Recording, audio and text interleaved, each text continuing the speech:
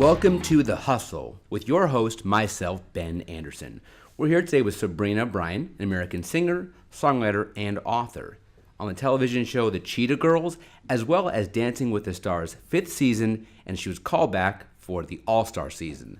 Let's sit back, listen, learn, and laugh as we talk to Sabrina Bryan. Nothing will work unless you do, so let's go crush it. Sabrina, welcome. Thank you. I am so happy to have you here. Not only are you a great person, but you're a great friend, and I consider you family and my daughter. So let's first catch up with you on current events. You had a big thing go down. I was there for, proud to say, on the front row. Tell us about that. Yes, I am actually right now married. I am so excited. I had my big day October 6th. It was amazing. Your beautiful wife was one of my bridesmaids. That's right. And it was the most magical day. You guys were on literally cloud nine. I look back at you and all your friends dancing the whole entire time. All the husbands were kicked off the dance floor, created space. You guys got back in your SMK smack mood with your friends. So tell me how you felt that night, because you look beautiful. Oh, it was awesome. You know, everyone talks about how much it is to put together. And yeah, it's a lot of planning. I think I spent a lot of time on that reception, but that didn't even end up being, usually dancing is like my thing out on the floor, especially with all my girls. But really the best part of the day for me was the ceremony. Like, it felt like time just stopped, and it was all around just Jordan and I, and we just were locked in each other's eyes, and like, it was just like really like just finger tingling, amazing. And the rest of the time was just a huge party. And, you know, I was so glad to have all of our closest friends there. Everybody showed up. I mean, I remember my wedding, you were there, we were in Cabo. So I felt the same magic, and you waited a long time for that day. I know I was along for your journey, and you definitely hit it great. Jordan's a great dude, and I can't wait to see where this goes for you guys. Thank you. He's pretty awesome. So I'm looking forward to what's next for us. And that's why we're here. You're here because you're so important to my life, and I want you to be able to give my viewers really an inside look at to what got you to be where you are. You know, I think that you know, hard work, perseverance is the big thing, to the biggest keys to anyone's success. Getting into the industry a long time ago, I wanted to get in when I was younger, and my parents, that was around the time, I think Macaulay Culkin was like divorcing his parents. Right. I don't even know that you can do that, but it was all over the news, and I kept asking my parents, I want to act, and they were just not having it. They wanted me to be, at that point I was really into rocks, so they thought I was going to be a geologist. I don't know. You know, they were just thinking bigger things for me, more stable things. The industry, as anyone knows, is very up and down. And I just continuously asked, so much that my dad's like, okay, if you can get on a stage, there was this pageant. I never wanted to do pageants, but there was a part where you had to get on and do like 7 minutes by yourself talking about your life. I was 11. I said, if that's what I got to do, that's what I got to do. And because I didn't, you know, crack under pressure, my dad said, okay. So we started doing auditions and cranking that very, very hard role, especially when you're younger, you know, getting no. I mean, you get no at least 100 to 150 times before you get a call back. That's just the beast of the game. And, you know, having me, I felt like I was a really confident kid, and I luckily had 2 parents that at any point were like, listen, if this is not it, we're done. Don't worry about it. You know, this was for you. This is something you wanted to do. So the pressure was off. I didn't have parents that were like, you are going to be famous, you know, because I think that kind of pressure makes a lot of kids crack. For me, it was just, I just loved doing it. I loved being on set. I loved sitting next to the camera guy, the lighting, you know, girl, the producer. I loved everything about the industry. And anytime I was able to book was just like another dream, another part of my dream and my next step. And that's important. We'll get there, because I think the joy of the hustle is if you like the process, everything becomes so much easier. Absolutely. You weren't looking at, look, I want to be famous. You truly enjoyed the audition of what it was. Yeah. So this is all about giving people understanding that the hustle is the success. Yes. The journey you go through is where you learn how to get better. And you probably took those no's as learning lessons. And one thing that my mentor and my coach, Dave Meltzer, tells me is if you know there's 10 no's to get a yes, every time you get a no, you'll enjoy that no so much better because you get something from it. Absolutely. So just talk to me about the process of you going through the process of going to those. What was it like? I'm not someone that ever was a celebrity on stage. I don't know what it's like to be a child superstar. What's it like? What do you actually go through when you walk into a room? How do you feel? What's that like? I was actually just talking to my agent earlier to this morning about it. Is there's a part of as you know, like whether you're giving speeches on a stage or you're in front of a classroom, or there's a part of being polished is what I call it. And when I haven't auditioned in a while, I get the nerves being in front of someone, remembering the lines, all that kind of stuff comes back when you haven't been consistent. And I kind of was telling her, I'm like, I don't care if I'm not right for the audition at all. I just want to get in the room. Maybe they'll like me for something else later on. Because I know it helps me to be in front of people, to get over those nerves, to overcome those insecurities. I don't have a good hair day, or something happens on the way to that audition. All of that kind of stuff takes practice to keep calm and keep trying to give your best case scenario at your audition. But it takes a lot of practice to just kind of keep in your groove. When you don't hit the gym for a couple weeks, the first time going back is like exhausting. It's awful. You use every reason in the book to not even go in the first place, and that's a big thing. I think that's a part of the process is recognizing that and figuring out what it takes for you to overcome. I think the biggest difference in someone that maybe stopped trying the extra 100 times than you is you actually said, I'm just going to put myself out there. Right. I'm just going to actually hustle. And that putting myself out there, maybe, like you said, they'll like me for something else. Right. You don't know what that person who's judging you is looking for. Yeah. Nor can you care what they're looking for. You got to be the best you on a given day. Exactly. And realize the best you on your worst day could beat the next best person on their best day. Mm-hmm. And if you want it bad enough, if you have the hustle, anything is possible. Right. That was what I grew up with. That motto from my dad was, you can do anything if you put enough work and you want it. But everyone else in that industry wants it. You just got to want it more. And that's kind of how I kept pushing through is, I didn't let the auditions that I didn't get stop me. And there were some auditions that I was neck and neck. I mean, especially before I booked the Cheetah Girls on the Disney Channel, I was up for a few of their movies, a couple of their shows, and it was, sometimes between me and another girl. And it's obviously disappointing, and I think it's okay to take a moment to go, man, I really want that. And that sucks, I didn't get it. But then you get over it and you move forward and go, I'm going to hit that next one harder and better. And you're extremely humble. I got to know you through my wife. You guys grew up together, so we go way, way, way back. But the truth to be told, you've accomplished great things. So tell people who are listening to this audience right now how someone that came from two very humble parents, who's humble themselves, got the chance to be on Cheetah Girls and then Dancing with the Stars. So the Cheetah Girls was, it was just one of those auditions that came in. They wanted a girl who danced really well, who knew how to sing, and then of course the acting was a big part. And it was just a role that called to me. I was so stoked to be able to get the opportunity to go for a character that had all of the attributes that I had been working on for years, and just felt like this was one of those, awesome opportunities for me. After that, I think they saw for my character alone over like 400 kids.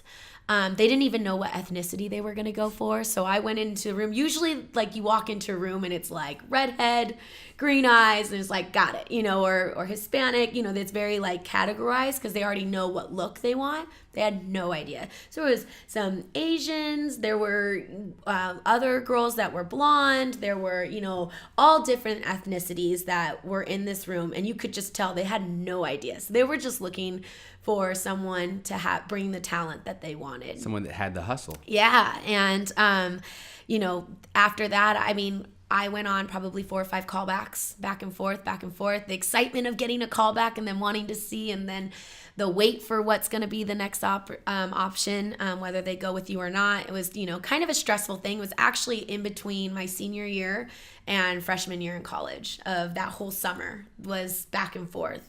And I found out about, I think, 3 weeks before I started school that 6 weeks into school I was going to be leaving and away for 6 weeks. So I had to figure out how Chapman University was going to do that with me. And so it was pretty amazing. And just from there, even the movie we did, it was just set to do one movie. And at that time, the Disney Channel was cranking out these DCOMs, these Disney Channel exclusive movies, and they were cranking them out like once a month. So it was kind of just like we got done filming, and it was like, it was great to meet you guys. This has been an amazing experience, and see you later. And that was it. And then the movie, we came together to watch a viewing privately at the channel, and at that point they're like, we think this is going to be pretty big. So you've recorded a little bit of a show. You're not sure how big it's going to be. Nope, not at all. Had no idea. Record a movie. Never had any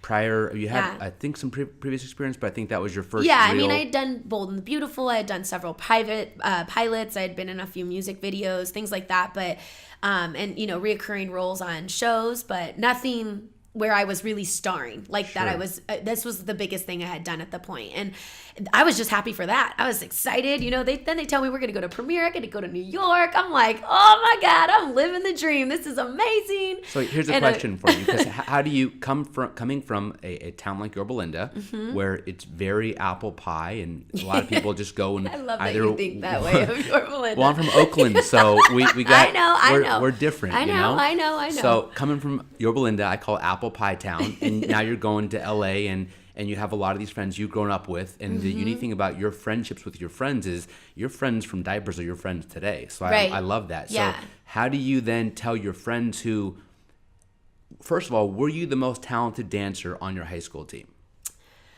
Most talented? There was so many of us that had a lot of experience and, all the qualities that make a good dancer. I know that my team was one of the best teams out there. I can say that with full confidence. Work at Esperanza Song, yes. But I don't think it was at all that I was the most talented. I think collectively we were the most talented group. But I think individually it was more so, I had these dreams from when I was so much younger, where most kids in high school are kind of just trying to figure out where, maybe if they're going to go to college. I was so focused, and I knew what I needed to get to, and the time frame that I had, and that I don't think I was the most talented dancer. So you just stuck to your guns, and the hustle and your desires to be the best are what pushed you through. So yeah, I'm very competitive. I can say that. When your competitive nature got you to where you wanted to get, and then actually paid off, how did you tell your friends, guess what? What was that moment like? That's the thing. When you're in high school, you can't really boast about things like that. You kind of keep it to yourself and wait for them to see that kind of stuff, because especially in the industry, how glamorous people think it is. It gets misconstrued. So because my closest friends knew I had booked the Cheetah Girls, but it wasn't something that I was, posting and broadcasting too much. You also don't know how well it's going to do and that kind of stuff. I kind of kept it to myself. That was something I learned with experience, to not boast, to kind of let people have their own opinions of that work and not care either way, whether they liked it or not. It was my job, and I went out there and did as much as I could. But coming back and being excited with the friends that knew when I booked it and how excited I was for this opportunity, those were the ones that I told. But it was a small amount of groups. It was not a big group of kids, no. And how were your parents, since they were there for the journey and the drives, and how did they feel? Man, this was awesome. This opportunity was, they knew how much I wanted this, and it was exciting. But then at the same time, they were really nervous. It was my first job that I had booked as not being a minor. And I traveled across to Toronto and was there by myself for 6 to 8 weeks. So that was kind of scary for them, because they had always had to, with legal wise, had to be on set with me.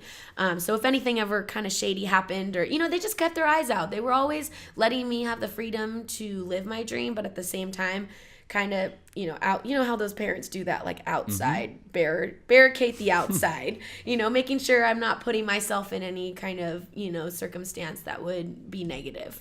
And how did you balance all the new celebrity stardom with the people you were around at that time, being young and balanced and staying disciplined? So I basically just went back to college. That was kind of what it was. Because again, the movie was done and then it premiered the following year. So there was this big time gap. I mean, I was working at a tanning salon, like, just needing some extra cash, just being a college student. You're like, hey, did a movie, come get a tan here. Yeah, exactly.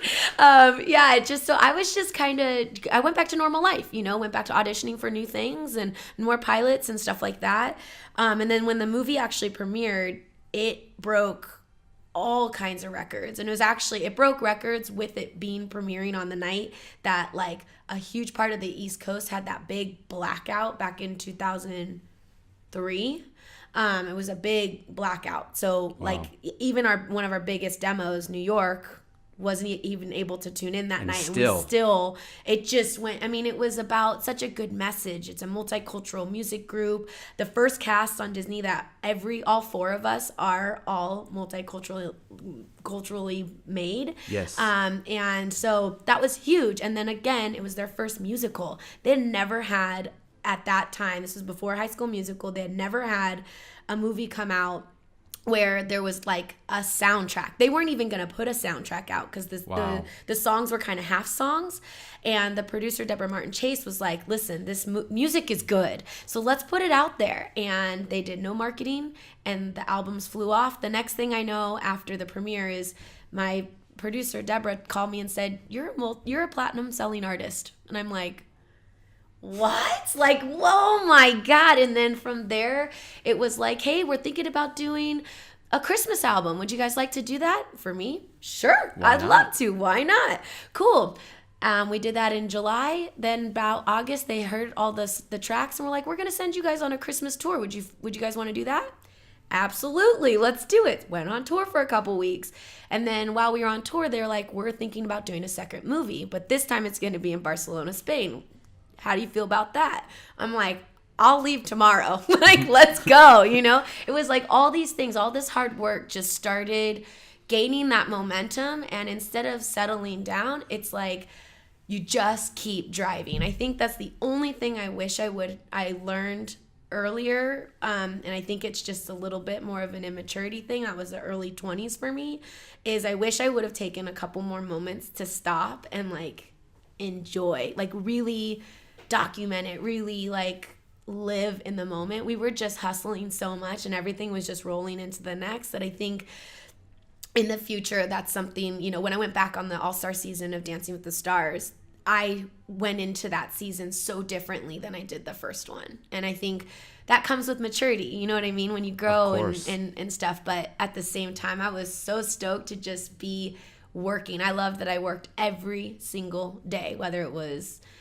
interviews or fittings or on stage or on camera, whatever it was was constant for like 7 years. You just loved the process so much that it wasn't work. It wasn't. It was just what we were doing. It's like some people go to the mall. I go to a radio station and do an interview. It's different. That's just what it is. It was fun. It was always fun to talk about what we were doing and talking about our girl empowerment message. That's great. And I love that, because I'm being from the inner city and call it the hood or the slums or whatever, a lot of the kids that I would mentor or be a part of, they knew about the show because it was so diverse. And I think that was the best part about it, is there was no boundaries. Right. It was fully transparent. It was raw. It gave girls who were in the inner city a chance to see, I could become someone like that. Yep. And that's why it was so special. So talk to me about how that great success led you into more of an adult mainstream show like DWTS.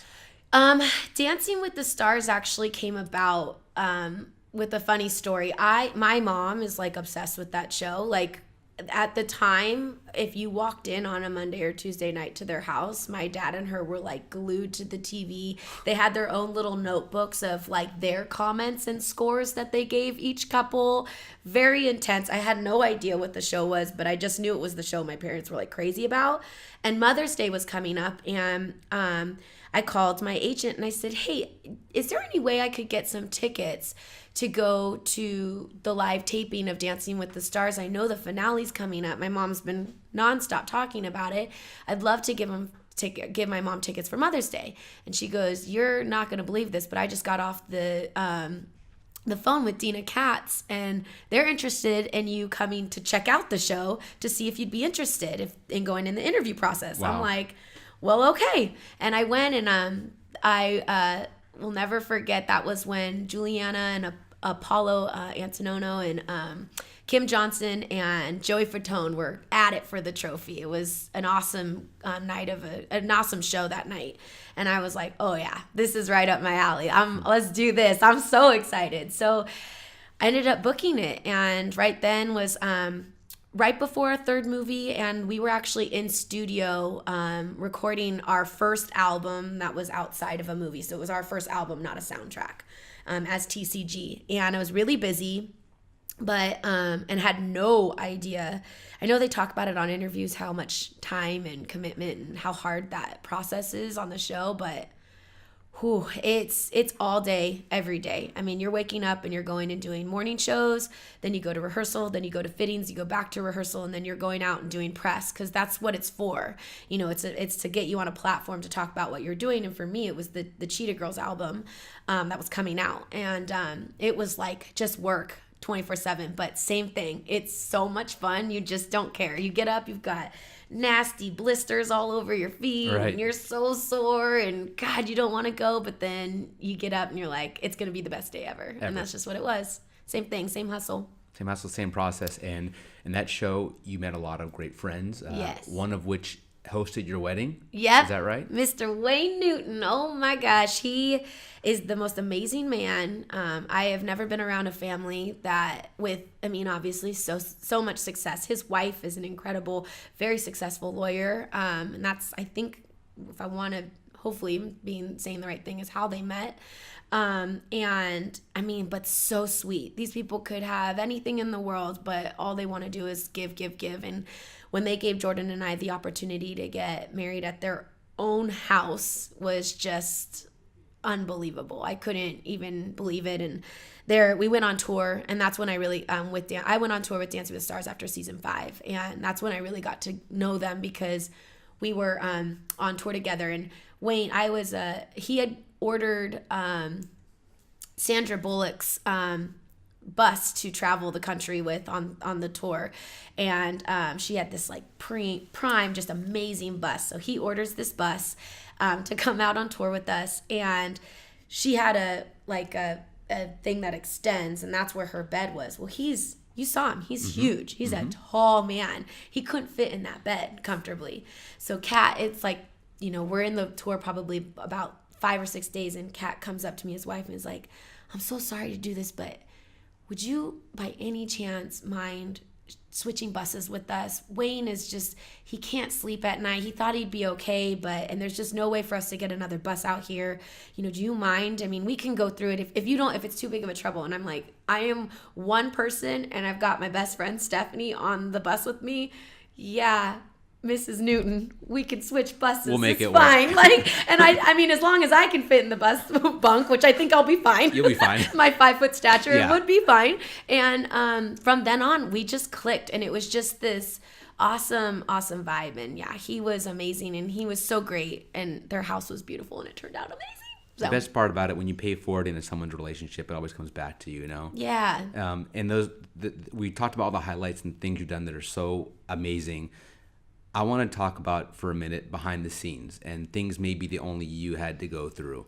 People think that maybe because you got lucky and got an audition, you had this big break, and now you got all these great, awesome opportunities. But what were, we talked about the hustle and the getting up in the morning, but those were the after hustles. What are the before hustles? What are the mind games you have to play when your feet are sore and you didn't get the job?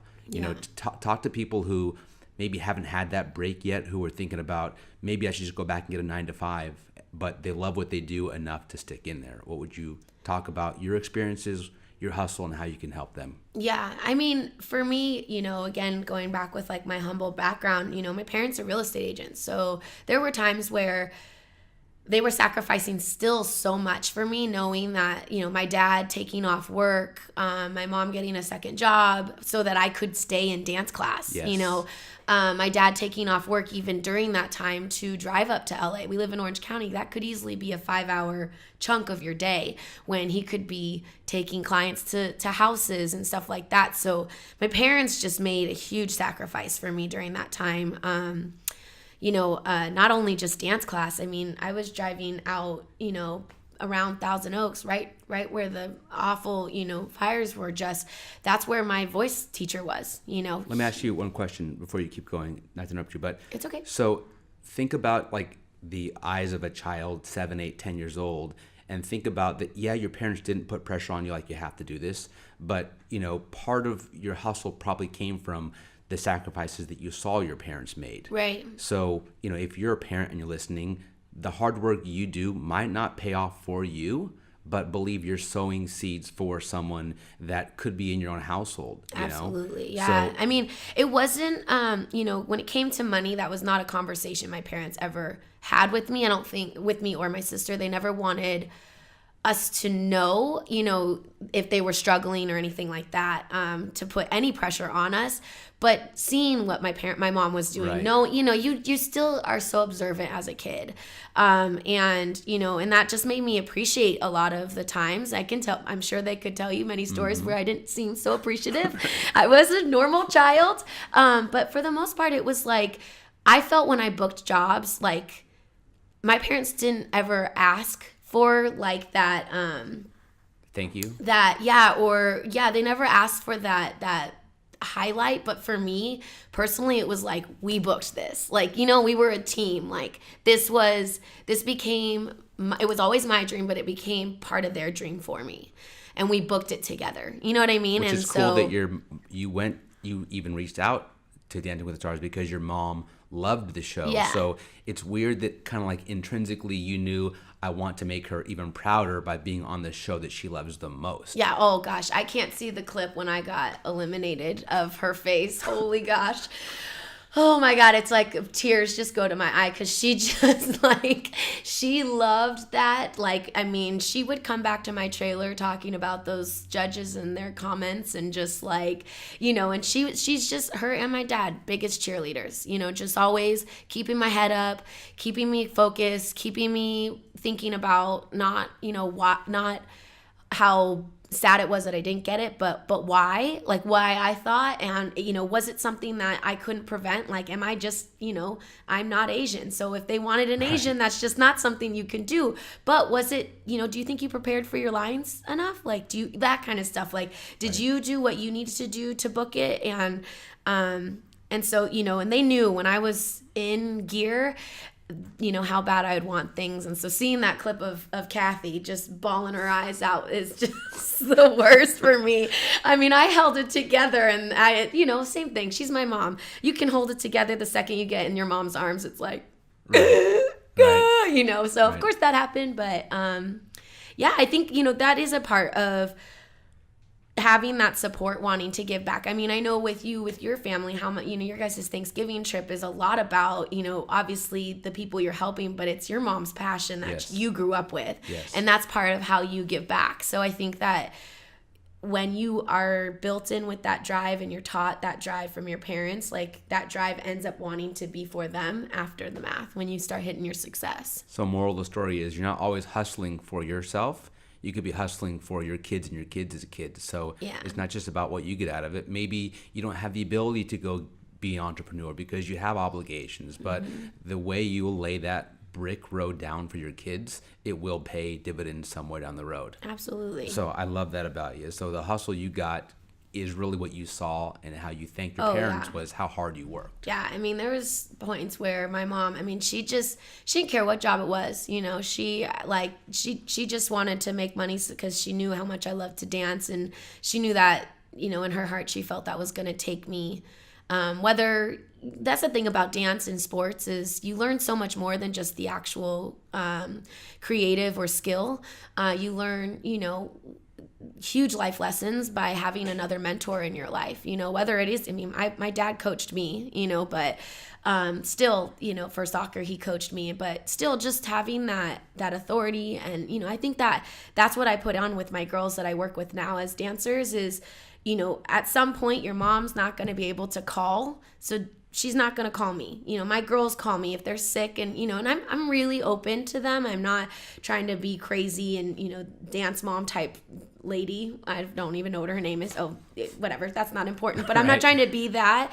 But at the same time, hard on them to know, like, these are my expectations. And when you don't meet them, there's a consequence, and that's what you're going to have to deal with when you have a job later on. That's just what it is. It's not, you can't always rely on your mom to come in, save the day, and give all the excuses. If you didn't get to it, a lot of that was on you. In high school, they have the ability. Most of them drive now. It's like, you can do it. You're not waiting for anyone anymore. Yeah, no second place trophies. You have to. There are no second place trophies. All or nothing sometimes. Well, there are now. Now. This new generation has created those second and third place trophies and participation ones, which I'm very against. I don't give them away. I'll tell you a true story. So, the basketball team I had, we finished third place, got trophies, didn't give them to the kids. Oh my God! They didn't deserve it. I'm like, what? What are we living here? We reward third place? No. Where are you even going to put it? No.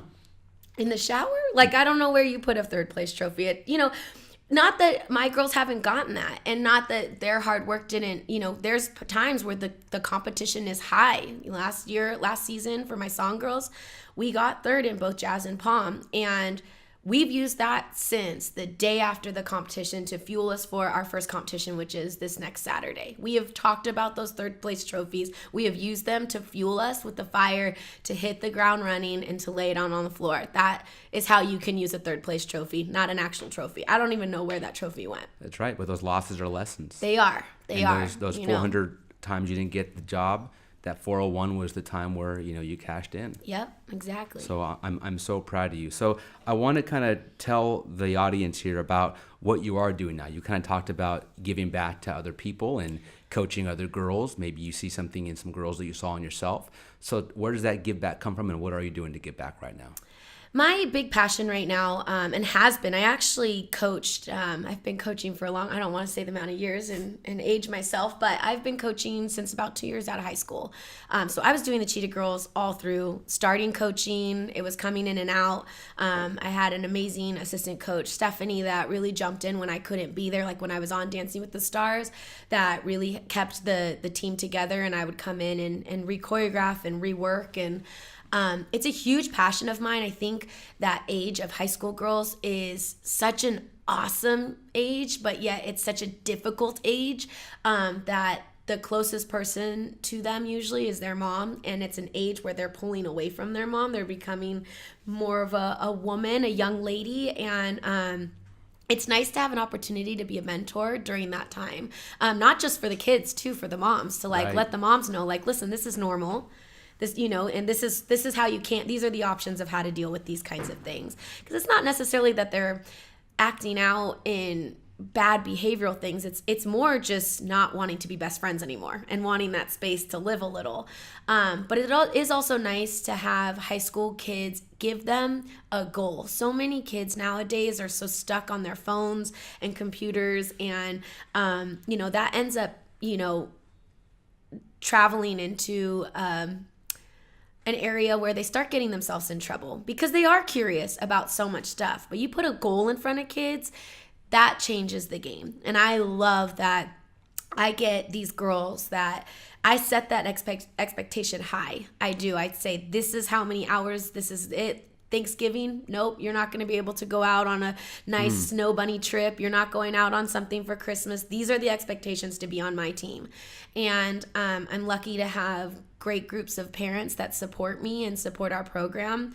And it's been really amazing. I really enjoy watching. I get them when they're like 14, right, and then they leave when they're 18. And there's just so much growth. My favorite year is junior year. That's really when they stop being these babies and they really just get into their own skin. They start feeling like, okay, this next step, this is a big one. I'm getting into that adult world. And I just love watching them. I mean, of course, I love watching their talent grow. I love working hands-on with them as far as getting their talent at another level, but it's also just watching them as humans and having that ability to have a shoulder for them to lean on, and to feel safe and know that what they do, how they talk with me is between us, and it's that mentor, and that young girl that's just got so much talent, and I just love them. I call them my glitter bugs. I don't know if they really like it or not, but that's what they're called. I just love them. It's so awesome. And then to watch them like work so hard and then they unite and go out on the floor together, it's like awesome. I get the chills all the time from these girls. It's amazing. Proud mom right there. I am. I'm not a mom yet. I like to say the older, mature sister. Auntie Sabrina. Yeah, auntie, I guess.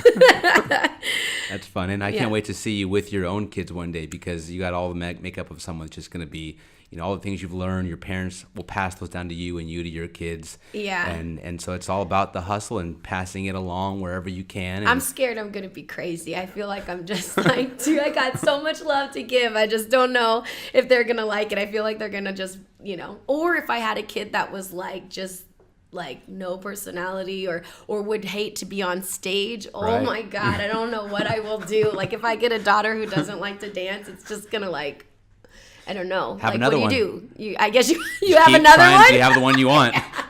Okay, all right. I'll get you. You got to be in touch with Jordan on that. There you go. We'll have a man day and we'll talk about that. All right.